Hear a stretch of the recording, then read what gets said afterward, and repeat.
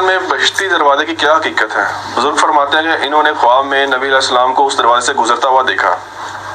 اچھا، سبحان اللہ۔ تو نبی علیہ السلام نے جب اشری تھانوی صاحب کے خواب میں آ کے دیوبند مدرسے کی بنیادیں کھینچی تھی تو انہی پاک پتن والوں نے دیوبند مدرسے کو نبی علیہ السلام کا مدرسہ کیوں نہیں باندھ لیا؟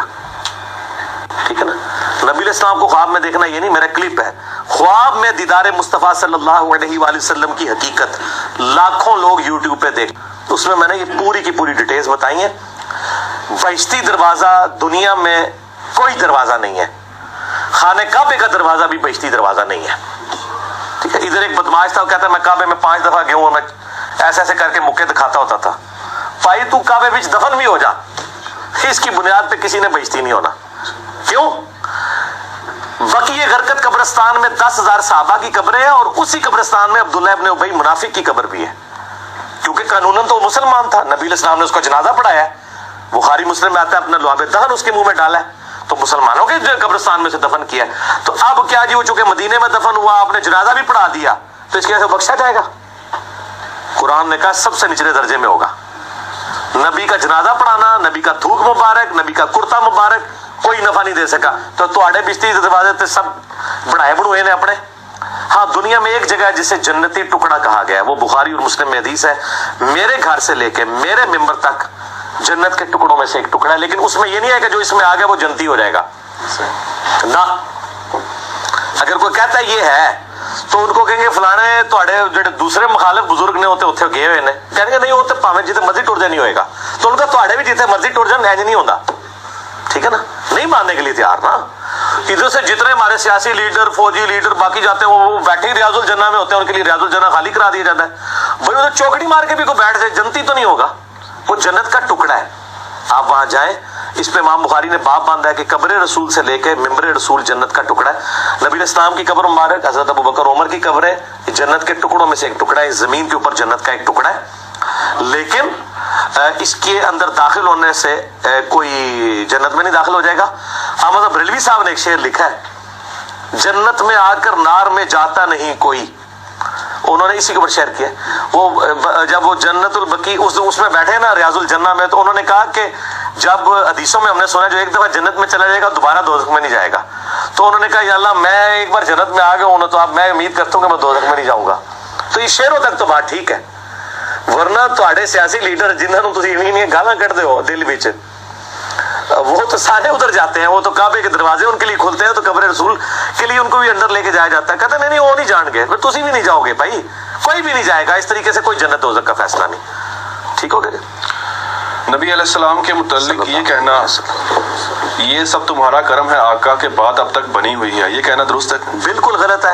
اگر کوئی اس نیت سے کہہ رہا ہے کہ وہ نبی صلی اللہ علیہ وآلہ وسلم کو آج مدد کے لیے پکار رہا ہے، اگر کوئی یہ اس نیت سے کہتا ہے کہ نبی علیہ السلام کی دعاؤں کی برکت سے امت پہ اجتماعی عذاب نہیں آیا، جو بخاری مسلم میں آتا ہے کہ میں نے 3 دعائیں کی، ایک قبول نہیں ہوئی، 2 ہو گئی ہیں، ان میں سے جو قبول ایک دعا ہوئی وہ یہ ہے کہ کوئی ایسا اجتماعی عذاب نہ ہے کہ میری امت پوری ہمیشہ کے لیے ختم ہو جائے، اور جس دعا کو قبول نہیں کیا گیا وہ یہ تھی کہ میری امت آپس میں نہ لڑے، وہ دعا قبول نہیں ہوئی۔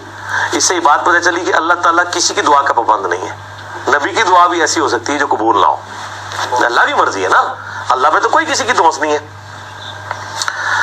اور نبی علیہ السلام کو اس دعا کرنے سے بھی روک دیا گیا کہ یہ آپ نے دعا نہیں کرنی، جیسا کہ قرآن پاک میں آتا ہے حضرت نوح علیہ السلام نے اپنے کافر بیٹے کے لیے دعا کی تو اللہ تعالیٰ نے بڑے سخت لفظ استعمال کیے کہ نوح جاہلوں میں سے تو نہ ہو، کافر کے لیے دعا کر رہا ہے، پھر انہوں نے توبہ کی، قرآن پاک میں ان کی توبہ بھی نقل ہوئی۔ ٹھیک ہو گیا؟ تو اس طریقے سے اس معنوں میں کوئی لیتا ہے، لیکن ابھی ظاہر ہے چونکہ ہم جس معاشرے میں اس میں تو وہ کچھ اور ہی کہہ رہے ہوتے ہیں، وہ ھذا من فضلی ربی کے اگینسٹ کہہ رہے ہوتے ہیں، ھذا من فضلی ربی کہنا چاہیے۔ نبی علیہ السلام نے ان چیزوں سے منع فرمایا، یہ سخت گستاخ ہیں جو لوگ یہ باتیں کر رہے ہیں، کیونکہ ایک صحابی نے ابو داؤد میں ابن ماجہ میں حدیث ہے، شریک القاضی مدلس ہے لیکن سما کی تصریح سنن کبریٰ البیہقی میں ہے، ایک صحابی نے آپ علیہ السلام کو سجدہ کیا، آپ نے فرمایا سر اٹھائیے کیا کر رہا ہے؟ ان کا میں نے کوفے میں لوگوں کو ہیرا نامی شہر میں دیکھا کہ وہ اپنے سردار کو سجدہ کرتے ہیں، ہم نے بہتر سمجھا کہ آپ کو کرے۔ آپ نے فرمایا صلی اللہ علیہ وآلہ وسلم اگر میں سجدہ جائز سمجھتا تو بیویوں سے کہتا کہ اپنے خاوندوں کو سجدہ کریں اس حق کے سبب جو اللہ نے ان کو دیا ہے، اور اس میں یہ بھی الفاظ ہے جب میں فوت ہو جاؤں گا تو میری قبر سے گزرو گے، کیا قبر پہ بھی سجدہ کرو؟ تو ان کا نہیں، تو فرمایا مجھے کیوں کر رہے ہو؟ آپ علیہ السلام کو انہوں نے آگے سے مطلب یہ تو نہیں کہا عشق کے چلے نمبر لے گئے عقل والے مجھے ہی عمرہ گالیاں، ٹھیک ہے نا جی. وہ آگے سے کہہ سکتا تھا کہ حضرت آدم کو بھی تو سجدہ کیا تھا فرشتوں نے, یا رسول اللہ کیا ہوا اگر آپ کو کر لیا. آج کا بندہ ہوتا تو یہ آرگومنٹس رکھتا. احمد بریلوی صاحب نے شعر کہا ہے, سر سوئے روزہ جھکا پھر تجھ کو کیا, دل تھا ساجد نچ دیا پھر تجھ کو کیا. وہ کہتے ہیں میں نے جو نبی علیہ السلام کے روزہ مبارک پہ سر جھکایا ہے, تجھے کیا تکلیف ہے؟ تیرے سامنے تو میں نے سر جھکایا, دل سے تو میں سجدہ بھی کر رہا تھا. بڑا چنگا کام کیتا اللہ نے بندیا. ظلم ہے یار. ایک طرف احمد صاحب بریلوی صاحب خود کتاب لکھ رہے ہیں کہ سجدہ تعظیمی حرام ہے. فقہ حنفی میں آپ کو پتا 2 موقف ہیں. کچھ حنفی علماء سجدہ تعظیمی کے قائل ہیں, تو ان کے خلاف کتاب لکھی ہے بریلوی صاحب نے کہ نہیں, یہ ابو داؤد ابن ماجہ کی حدیث کے تحت سجدہ تعظیمی حرام ہے. دوسری طرف کہتے ہیں سر سوئے روزہ جھکا پھر تجھ کو کیا, دل تھا ساجد نچ دیا پھر تجھ کو کیا. تو یہ شعر و شاعری کرتے رہے, دین کے ساتھ اس کا کوئی تعلق نہیں ہے. اگلا سوال ہے, کیا درگاہ بی بی پاک دامن میں اہل بیت کی قبریں موجود ہیں؟ یہ سوال اس لیے کیا گیا کہ بہت سے لوگوں کی عقیدت وابستہ ہے وہاں, لہٰذا اس بارے میں جو غلط فہمی ہے اس کا ازالہ کریں. کیا عقیدت وابستہ؟ میں کہتا ہوں جی اگر سیدنا حسین علیہ السلام کا روزہ بھی ہو پاکستان کے اندر, دین وٹ, آپ نے اس میں سے کرنا کیا ہے؟ زیادہ سے زیادہ آپ قبر پہ حاضری دیں گے, نہ جھکیں گے اور نہ ان کو سجدہ کریں گے, نہ قبر کو چومیں گے, دعا کریں گے ان کے لیے جو عام میت کے لیے کرتے ہیں. رہا صلاۃ السلام پڑھنا, وہ تو ہر میت کے اوپر آپ کہتے ہیں, صحیح مسلم میں حدیث ہے السلام علیکم اہل الدیار من المؤمنین والمسلمین. آپ وہاں جا کے السلام علیکم یا جو ہے وہ ابا عبداللہ حسین ابن علی یہ کہہ لیں, کسی کا فرق پڑتا ہے؟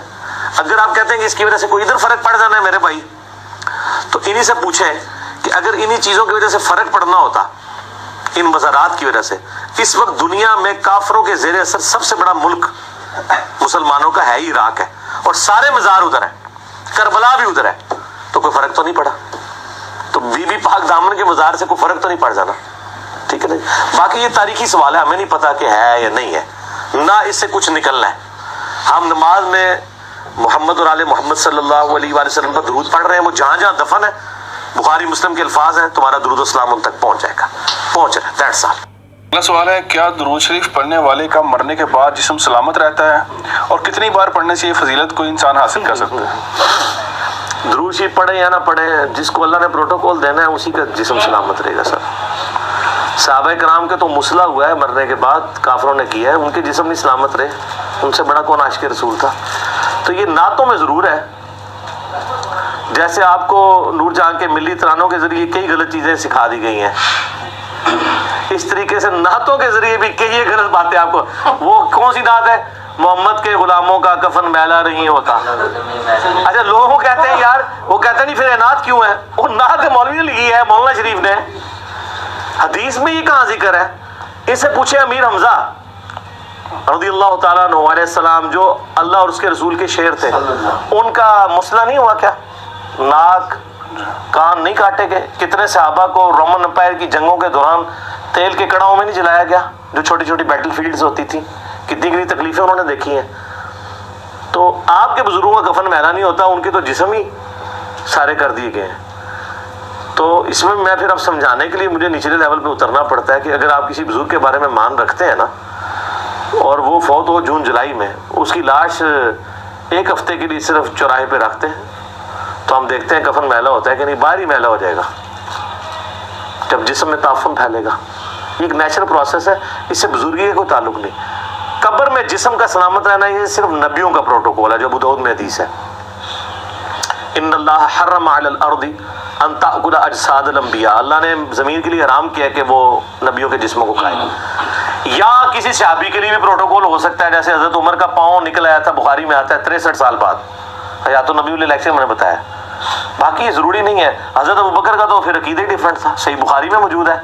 حضرت ابوبکر نے حضرت عائشہ کو بلایا اور کہا رسول اللہ صلی اللہ علیہ وسلم کی وفات کتنی عمر میں ہوئی تھی؟ ان کا 63 سال میں. تو ان کا میری عمر کتنی ہے؟ ان کا 63 سال. ان کا حضور کس دن فوت ہوئے تھے؟ سوموار کو. ان کا آج کون سا دن ہے؟ ان کا سوموار. ان کا میں بھی امید کرتا ہوں مجھے بھی سوموار کو موت آئے گی. حدیث کے الفاظ ہیں سوموار کو موت ہی نہیں آئی, ان کو اگلے دن فوت ہوئے. سارا علم ہے, اس کا ہمارا کلپ ہے حضرت ابوبکر کا علم غیب, تو آڑے بزرگ کا علم غیب میں چٹنا ہے. اور یہ شکر ہے کہ آپ اس دن فوت نہیں ہوئے, انہوں نے کہا پہلی دستا رہے. اور حضرت ابوبکر تو بڑا کیڑا بزرگ ہے, دسو ان سے بڑا کون ہے اولیاء اللہ میں سے؟ حضرت ابوبکر کے بارے میں تو اعلیٰ حضرت نے لکھا ہے کہ اولیاء کے سردار ابوبکر ہیں. لوگ ایکسپیکٹ کرتے ہیں وہ شیخ عبد القادر جیلانی کہہ دیں گے ان کا اولیاء کے سردار ابوبکر ہے, یہی بات ٹھیک ہے. تو اس میں یہ بھی الفاظ ہیں, انہوں نے کہا مجھے نیا کفن نہیں دینا کیونکہ یہ تو جسم گل سڑ کے پیپ اور بدبودار یہ کفن نے ہونا ہے مرنے کے بعد, تو صاف کپڑے تو زندہ لوگوں کا حق ہے. تو حضرت عائشہ نے تو نہیں کہا کہ بھی آپ کا کفن تو میلے ہی نہیں ہوگا, آپ تو عاشق رسول ہیں. یہ کہڑی گلاں کر رہے ہو, یہ بڑی گستاخانہ گلاں کر رہے ہو, اپنی گستاخی خود کر رہے ہو. یہ آمدہ جو بندہ یہ کہنا کہ کفن میلا نہیں ہوتا, اس کو کہ میلا تو چھوٹی بات ہے, حضرت بکر تو اپنے بارے میں کہہ رہے ہیں. اب یہ بے شک کہتے رہے عاجزی کے لیے کہہ رہے ہیں جو کچھ کہہ رہے ہیں, لیکن انہوں نے امت کو یہ عقیدہ بتا دی ہے کہ یہ نیچرل پروسیس ہے. ہاں سائبیریا کے اندر آپ 10,000 سال کے بھی کوئی لاش رکھ دیں تو وہاں واقعی کفن میلا نہیں ہوگا. ہاں یہ بھی ہے, میں آپ کو طریقہ بھی بتا دوں کفن میلا نہ ہونے کا. 10,000 سال تک بھی وہ فریز رہے گی, نہ لاش خراب ہوگی نہ کفن میلا ہوگا. یا پھر جو فرعون تھے مصر کے, ان کے پاس ممیز کو سیو کرنے کا طریقہ تھا, مجھے نہیں آتا, مشکل ہے.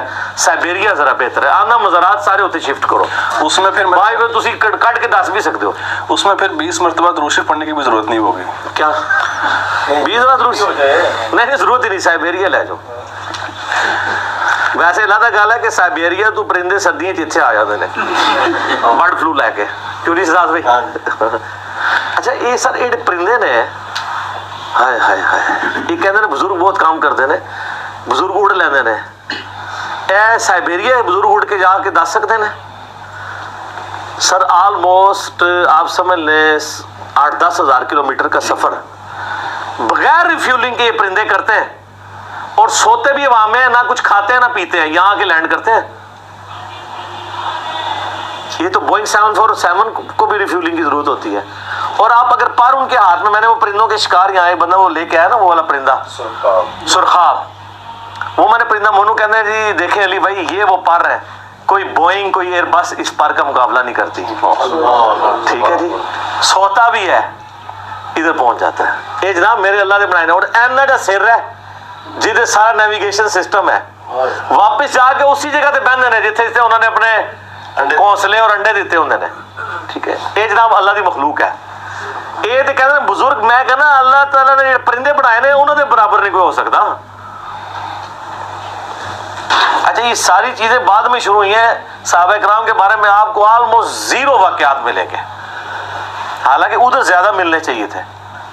وہ زیادہ حقدار تھے کہ ان کو آئے دن زیارتیں ہوئی بھی ہوتی, آئے دن وہ واقعات. تو میں اس کو اسی پہ کنکلوڈ کرتا ہوں جو میں ایک اکثر بتاتا ہوں کہ صحیح مسلم میں حدیث ہے. بنو سلمہ نے ارادہ کیا کہ مسجد نبوی کے قریب شفٹ ہو جائے. نبی الاسلام نے ان کو دیکھا تو آپ فرمایا کیوں؟ ان کا یا رسول اللہ اتنی دور سے چل کے آتے ہیں, جماعت کا مسئلہ ہوتا ہے. تو ہم نے کہا ہم شفٹ ادھر ہو جاتے ہیں. آپ فرمایا جتنے قدم چل کے آتے ہو تمہیں ہر قدم پہ نیکیاں ملتی ہیں. تو انہوں نے مدینہ شریف میں مسجد نبوی کے قریب شفٹ ہونے کا ارادہ ترک کر کے واپس اپنے گاؤں میں چلے گئے, اتنے قدم چل کے آئیں گے.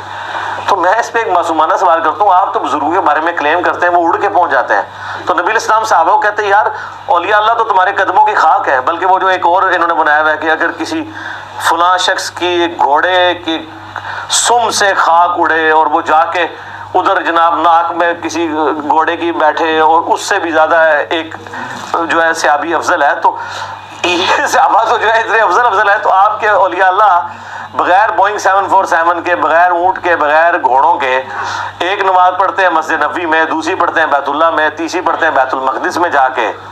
ٹھیک ہے جی, اور چوتھی جو ہے وہ واپس آ کے جہلم شریف پڑھتے ہیں یا لاہور شریف پڑھتے ہیں یا کراچی شریف یا اجمیر شریف یا بغداد شریف. تو صحابہ کرام کو تو دماغ میں نہیں تھا کوئی بندہ اڑ سکتا ہے, تو ورنہ کوئی ایسی بات ہونی چاہیے تھی نا, کیونکہ اس زمانے میں لوگ اڑا نہیں کرتے تھے.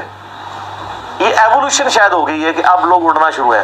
ایوولوشن بھی یہ ہے کہ اگر پہلے اڑتا تھا تو اس کے پر آہستہ آہستہ ختم ہوا ہے. ایوولوشن یہ ڈارون بھی نہیں منتا کہ کتے پر نہیں سن تو ہوں اگنے شروع ہو گئے نے. یہ وہ ایوولوشن ہے ڈارون بھی نہیں منتا. ٹھیک ہے, وہ کہتے ہیں پرندے سن تھلے آئے تو جو ہے تو یہ جڑی یعنی صوفیاں دی اور مولویاں دی ایوولوشن ہے تو بڑی ڈاڈی ہے. تو اس زمانے میں یہ کوئی باتیں نہیں ہوا کرتی تھی, اس لیے مذاق بنا ہوا ہے. اور اس لیے دنیا جھوم جھوم کے کہہ رہی ہے کیا نام ہے بابی میں ہوں مسلم ٹھیک ہوگا جی.